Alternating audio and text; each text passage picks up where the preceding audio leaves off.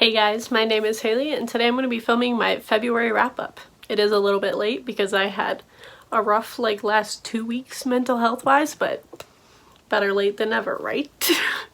I also only read 6 things, which is slightly better than January, but again, we're 2 full months into the year and I've only read 10 books, so who am I? But I'm enjoying my slower reading pace. It's helping mental health wise to focus on other things that I want to do at the time. And reading has just not been top priority. So here I am to just talk about the 6 books that I read in February.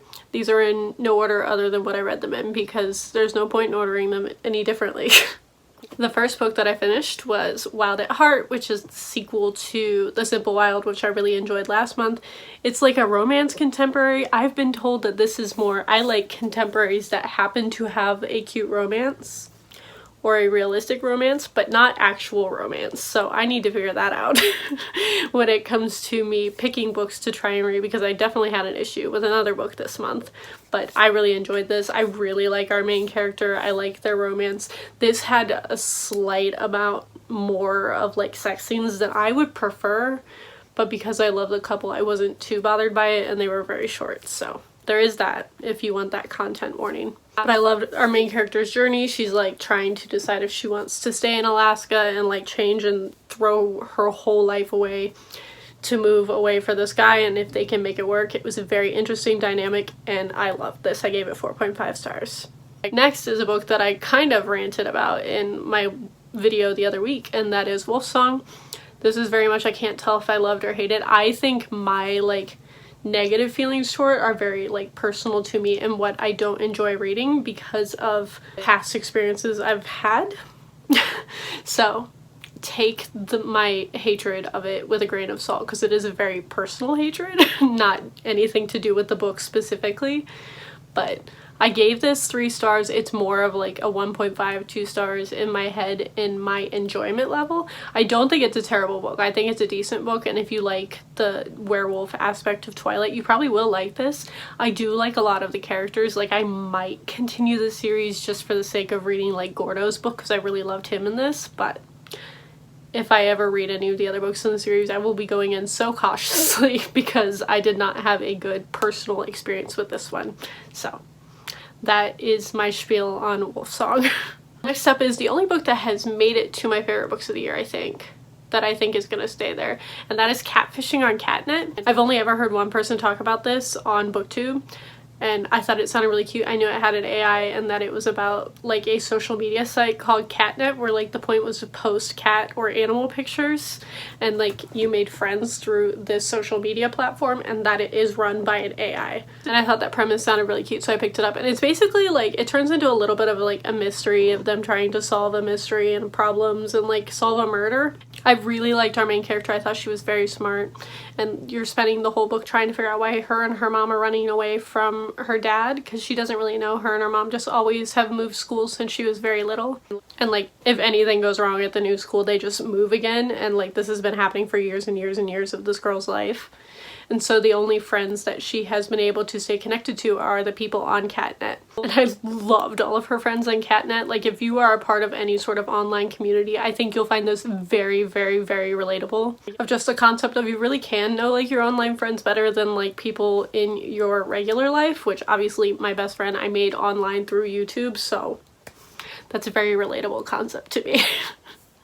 But I thought this was adorable. I gave it 4.75 stars, and there's going to be a sequel, and I'm so excited to read it.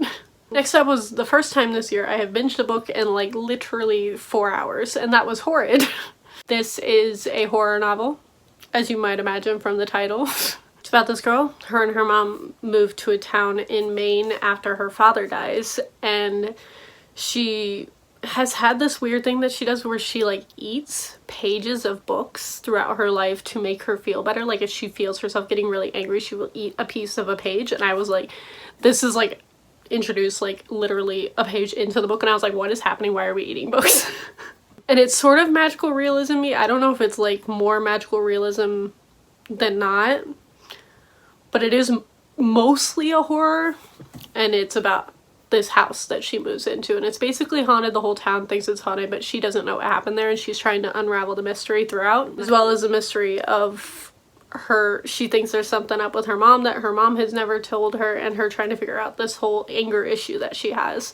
And I really liked this. I gave this 4 stars. It was such a fast-paced book. Like, I could not put it down, and that is the first time that's happened to me in quite a while with a book.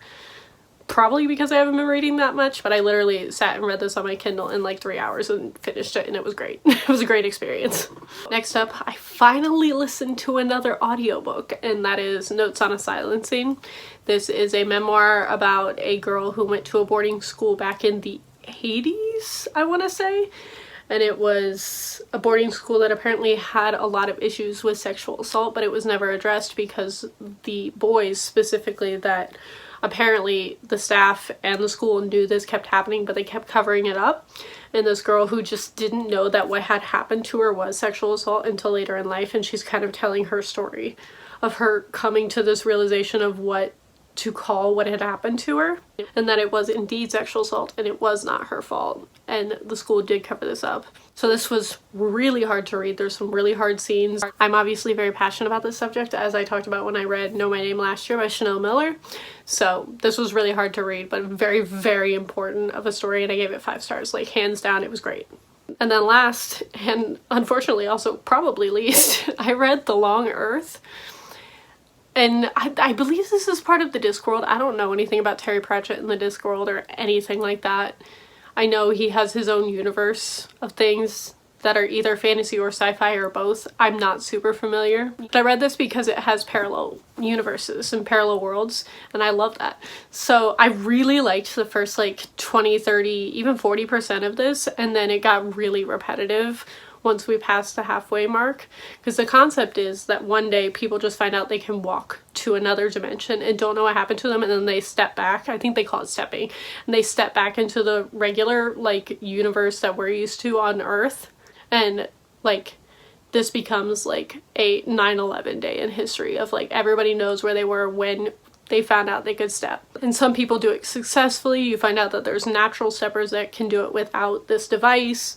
And then there's some people who can't step at all, so there becomes like a segregation thing of like people who can and who can't, and people who are escaping into like these other worlds because you can keep stepping over and over and over until you get further and further away from your original universe and like there's like people that are starting their own life. There are people that are running away from crimes by doing this, and it's crazy. I love that concept.